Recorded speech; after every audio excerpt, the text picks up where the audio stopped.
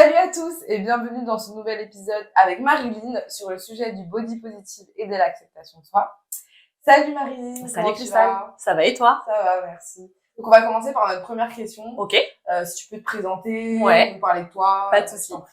ça marche. Alors du coup, moi je me présente Marilyn, donc j'ai 29 ans. Je suis d'origine indienne avec des origines également réunionnaises. Donc aujourd'hui, moi j'habite en Île-de-France. Donc dans la vie de tous les jours, je suis dans les ressources humaines. Et depuis maintenant 1 an, j'ai eu un réel déclic sur l'acceptation de soi, sur mon corps, mon temple. Et je suis là également aujourd'hui pour pouvoir en parler. Top. Je suis très heureuse de te rencontrer et de te faire intervenir dans cet épisode sur le sujet du body positive et surtout de l'acceptation de soi. Oui. Donc j'avais une première question. On va apprendre un peu à te connaître. Ok. Et du coup, je voulais savoir quel est ton rapport un peu avec ton corps depuis ton enfance. Ok, ça marche. Alors, mon rapport aujourd'hui avec mon corps, il a toujours été hyper chamboulé depuis que je suis toute petite. Donc, depuis l'âge de 10-12 ans, alors avant, j'avais pas conscience vraiment de ce qu'était mon corps et de ce que je dégageais, jusqu'au jour où je commençais à grandir. En tout cas, à l'âge de l'adolescence, je me suis rendu compte que l'histoire de mon corps, le fait que mon corps était en forme, était problématique. Alors je m'explique pour l'anecdote et en tout cas pour l'historique, pour comprendre aussi aujourd'hui pourquoi je suis dans l'acceptation de soi. C'est quand j'étais plus jeune, ma mère, elle a toujours été dans la santé, dans l'alimentation, la bonne alimentation pour être en bonne santé. C'est vraiment la phrase que ma mère nous a toujours dit, il faut être en bonne santé et je la crois. Ce qui s'est passé plus petite et le traumatisme que j'ai vécu, c'est que plus jeune, ma mère, je pense avec beaucoup de maladresse, m'avait dit bon bah voilà, en allant chez le médecin pour me peser, et moi c'était à chaque fois un fléau pour pouvoir me peser, m'a dit bon bah voilà, là tu prends du poids, tu commences à avoir un peu de surpoids, faut faire attention parce que si tu prends trop de poids, bah tu vas arriver vers l'obésité et tu trouveras jamais personne dans ta vie. Donc ça, c'est des phrases, des mots qui m'ont blessée, qui m'ont aussi traumatisée. Mon grand-père maternel était professeur de sport. Donc déjà, quand il venait à la maison pendant les vacances, fallait limite être hyper gentil, sage, sinon bah c'était tout de suite ah bah t'es une grosse vache, ou enfin c'était assez injurieux quand j'étais assez jeune. Enfin moi depuis toute petite, j'avais l'impression de pas être bien dans ma peau, dans mon corps. Ma mère qui reprenait un peu les paroles de son papa, puisque elle s'est dit bah si mon père dit ça, c'est pour faire un électrochoc, et donc je vais dire ça à ma fille, comme ça elle va être bien dans son corps, et du coup ça va la pousser à être bien, à faire du sport, etc. Le sport n'a jamais été une passion dans ma vie. Aujourd'hui j'en fais, mais parce que je me sens bien à en faire, mais avant c'était pas du tout le cas. Donc pendant des années, si tu veux, c'est resté dans ma tête et j'avais pas conscience que ça m'avait blessée. Donc, j'ai continué dans mon adolescence à grignoter de temps en temps, à manger mes émotions. Faut savoir que manger ses émotions, c'est quand je m'ennuyais, quand j'étais heureuse, quand j'avais envie de regarder un film à la télé, bah, je grignotais, etc. Donc en fait, toute cette histoire au niveau de l'alimentation, elle est présente depuis au moins l'adolescence. Si tu veux, pendant des années, entre mes 12-13 ans jusqu'à mes presque 24 ans, 25 ans, j'avais pas travaillé sur cette thématique de Marilyn, est-ce que t'es bien dans ta peau? Est-ce que t'es bien dans ton corps? Est-ce qu'aujourd'hui, t'es la meilleure version de toi-même et tu te sens en paix par rapport à tout ça? Donc, j'ai décidé, en fait, en 2017, à l'âge de 24-25 ans, de faire une thérapie pour m'aider à vaincre un peu mes traumatismes d'enfance, par rapport aux paroles, par rapport au regard des autres, par rapport au fait que bah, j'arrivais avec tous mes bagages émotionnels, que je mangeais. Et j'ai décidé en 2017 de commencer en fait à prendre soin de moi. J'ai commencé une première thérapie quand j'habitais dans le 78. Et du coup, ça m'a permis de déjà de comprendre la source du problème par rapport à l'alimentation et le rapport que j'avais du manque de confiance en moi. Okay. Voilà. Et ça m'a permis surtout de comprendre d'où venait en fait les problématiques et les paramètres à régler pour que moi, après, je sois bien dans mon corps. Donc, il y a une première phase, en fait, en 2017 sur l'acceptation de soi. Ça n'a pas été simple, mais finalement, j'ai fait presque 3 mois de thérapie, donc avec de l'hypnose, de la sophrologie, qui m'a permis de perdre 15 kilos. Donc, je me sentais bien dans mon corps, je me sentais mieux. Et c'était naturellement que je perdais le poids parce que je faisais plus attention à mon alimentation, je faisais du sport, etc. Mais il y avait toujours cette gestion émotionnelle dans mon cerveau qui n'était pas encore réglée. Donc, tu vois, ça a été une première phase qui m'a fait énormément du bien, ça c'est sûr, qui m'a aussi permis d'être plus en confiance en moi, mais il n'y avait pas encore cette affirmation. C'est-à-dire que je me sentais mieux par rapport à mon corps, mais cérébralement et émotionnellement parlant, j'étais pas encore au top de ma personne. Et du coup, en parallèle, tu as eu cette lutte contre ton aspect physique. Oui. Cette lutte mentale, émotionnelle. Et tu as aussi eu cette lutte contre la nourriture. Est-ce que tu peux nous expliquer un peu comment ton ressenti par rapport à la nourriture? Alors, cette lutte, elle a été et elle est encore aujourd'hui assez présente parce que pour moi, l'alimentation, c'est un peu un combat. Et à la fois, j'ai envie de te dire, je me vois un peu comme une guerrière avec l'alimentation où je me dis, je vais réussir à ce que ce soit mon allié plus que une guerre et un combat. En fait, avec le temps, j'ai travaillé sur l'inconscient, sur toute l'alimentation. Pourquoi ça a été du coup une lutte et un combat pour moi? C'est parce que je mangeais mes émotions. Et manger mes émotions aujourd'hui, pour moi, ça m'a fait beaucoup de mal parce que j'ai pris du poids, je me sentais pas à l'aise et le regard des autres me pesait. Tu vois, il y a toujours en fait peser, je mangeais, enfin, il y a toujours ce rapport à l'alimentation qui est ultra fort. Donc, comment j'ai fait aujourd'hui pour arriver à être un peu plus en paix au niveau de l'alimentation? Bah, je vais pas le cacher parce que aujourd'hui j'assume et je suis fière d'être passée par là. J'ai fait une thérapie. Et une thérapie qui m'a aidée à libérer la parole, à libérer aujourd'hui qui je suis et à me dire qu'aujourd'hui, l'alimentation, c'est pour m'alimenter parce que j'ai faim, mais pas parce que je suis peinée, je suis frustrée, je suis en colère, je me sens rejetée, etc. Donc, tu vois, c'est un combat que je mène par rapport à mes émotions qui sont différentes quotidiennement, par rapport à ma famille, par rapport du coup à mon entourage ou par rapport même au niveau professionnel si tu veux. Factuellement, j'ai déjà eu des moments de famille compliqués où j'avais besoin de me rapatrier sur l'alimentation, des grosses disputes ou des moments de frustration, que ce soit professionnel ou dans d'autres situations, qui m'ont poussée à vouloir me réconforter en fait dans l'alimentation. Aujourd'hui, je me dis que avec tout ce que j'ai accumulé comme événement, comme situation, l'alimentation a toujours été là, mais aujourd'hui j'en fais une force, un allié. Et du coup, est-ce qu'on peut dire que tu as vécu des troubles alimentaires? Oui. Ok. Ouais. Du coup, tu les vis encore aujourd'hui. Et comment tu arrives à les contrôler? Parce que du coup, c'est mental. Oui.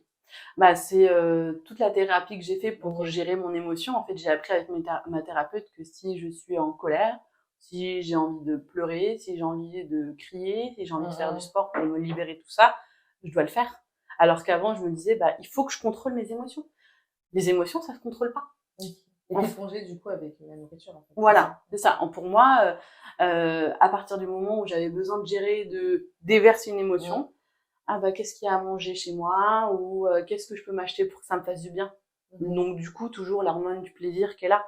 Et en fait, comment je me suis rendu compte que l'alimentation, c'était devenu quand même un fléau, c'est quand je me rendais compte, quand j'habitais toute seule, pendant plus de 5-6 ans, où je me rendais compte que je mangeais beaucoup plus que je le voulais, en fait, qu'il me fallait, pardon. C'est-à-dire que je mangeais vers 19h30, je me commandais japonais par exemple, et du coup je me disais à 22h je m'ennuie, je me recommandais quelque chose. Alors qu'en fait, j'avais pas faim, j'avais juste besoin de combler un manque, peut-être un manque d'affection, tu vois. Mais tu vois, les deux pour moi c'était lié. Pour moi, j'avais besoin en fait à un moment donné de me dire je suis en manque de quelque chose, je suis frustrée ou j'ai besoin de combler une émotion, je vais manger, ça va aller. Ouais. Tu vois, ça va combler le tout. Alors qu'au final, ça comblait sur l'instant T, parce que je me sentais bien, j'avais bien mangé. Et après, il y avait la phase de culpabilisation. Donc, il y a eu des moments où je voulais tout manger, tout ce qu'il y avait dans mon placard, des chips, des bonbons, etc. Et en fait, comment j'ai fait aujourd'hui pour maîtriser en fait la satiété, c'est avec la thérapie, l'hypnose, etc. Ouais. Tu vois, il y a cette phase où tu t'acceptes tes blessures. Mais ça, tu le fais pas toute seule. Enfin, moi, personnellement, j'ai beau me renseigner toute seule, me développer en lisant des livres, etc.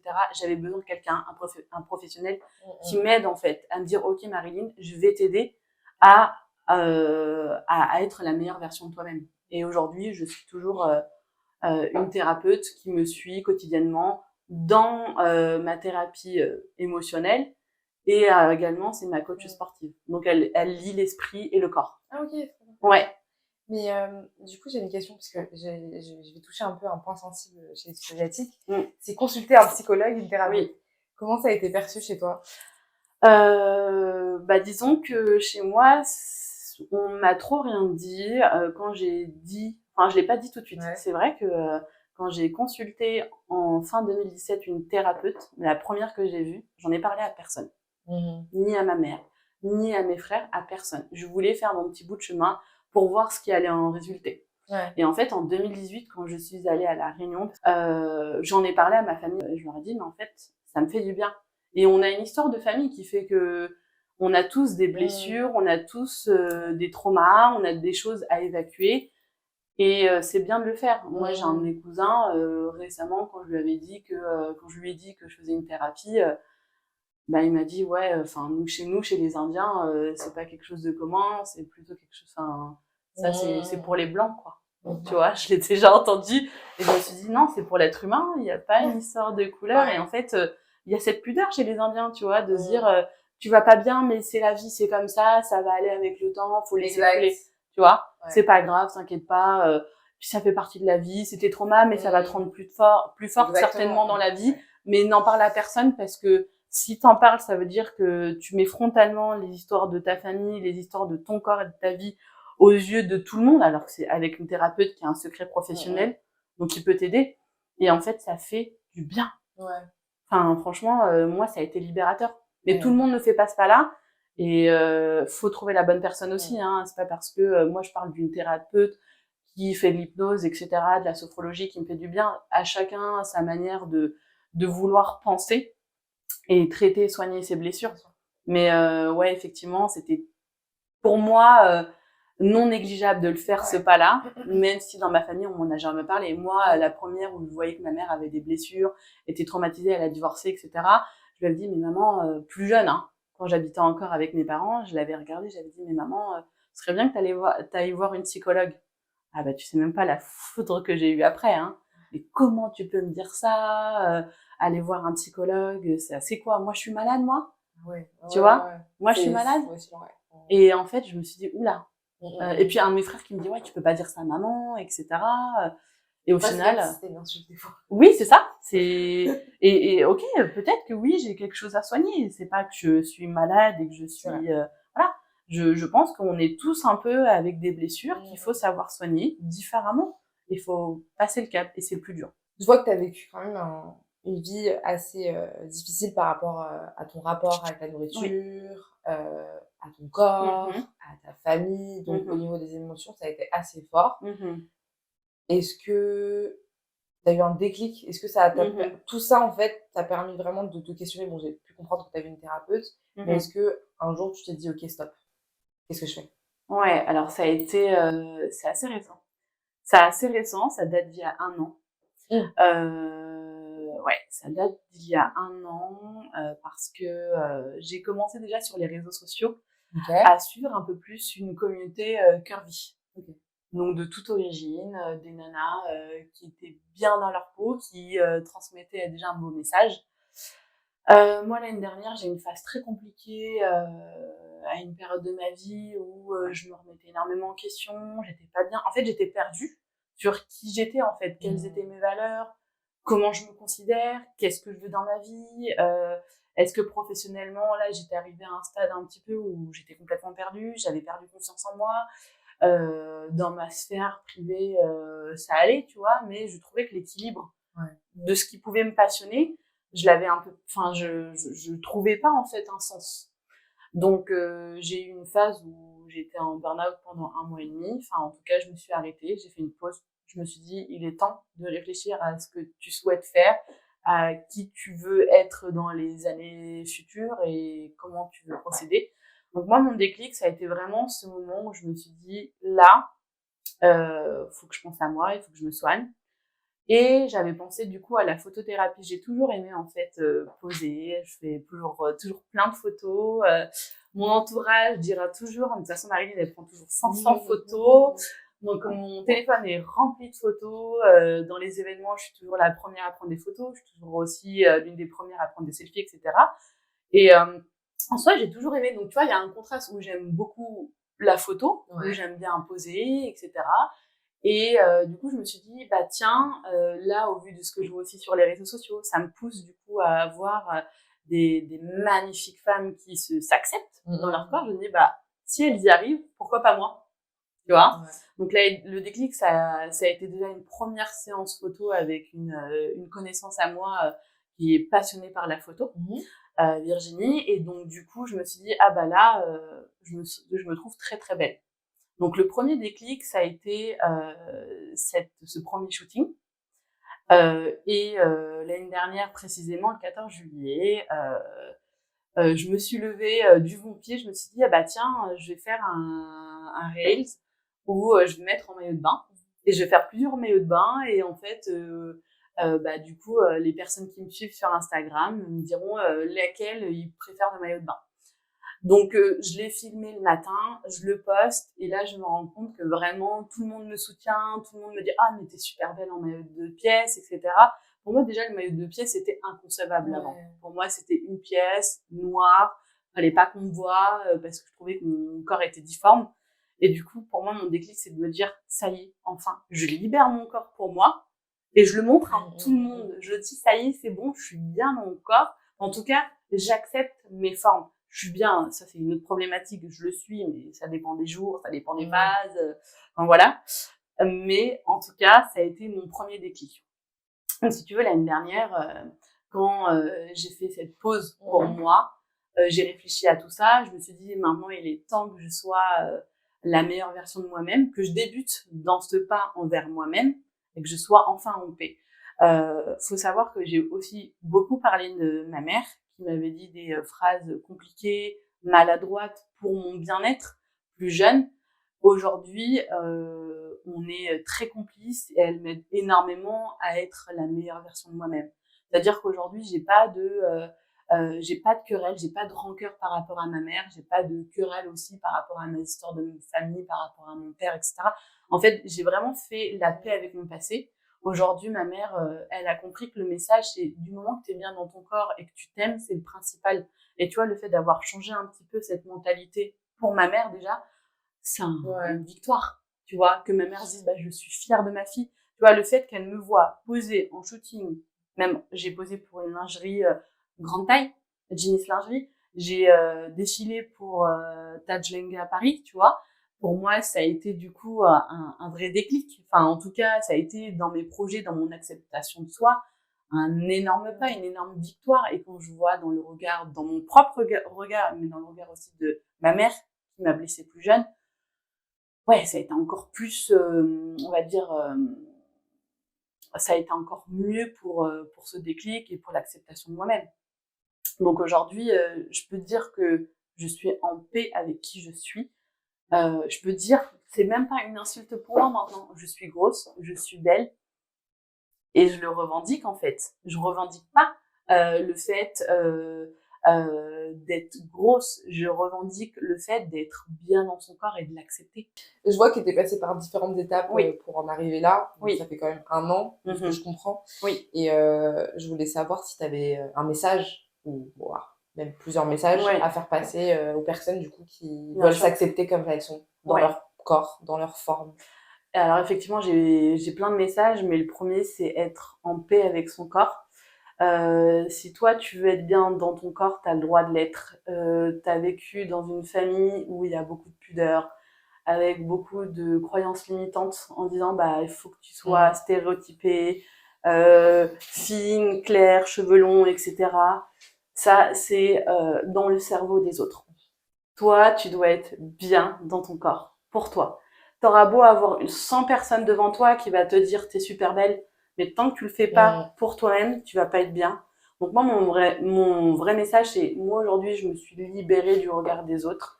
Je suis bien parce que je sais que mon corps, c'est mon temple à moi, c'est ma vie en fait. Je le porte pas juste parce que je dois le porter, c'est vraiment mon temple et je dois prendre soin de lui. Donc le vrai message, c'est à toi, à ton tour de faire ce chemin-là.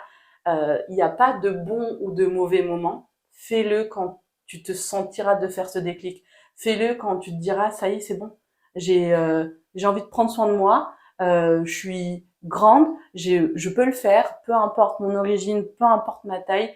Oui, des fois, tu vas avoir des propos, des personnes qui vont te juger ou des messages un petit peu où on va te critiquer. Laisse ça de côté. C'est bien pour toi. T'es beau, t'es belle. C'est pour toi. T'auras toujours des personnes très positives qui vont te soutenir, des personnes un peu plus négatives, un peu peut-être envieuses ou quoi. Faut laisser ça de côté.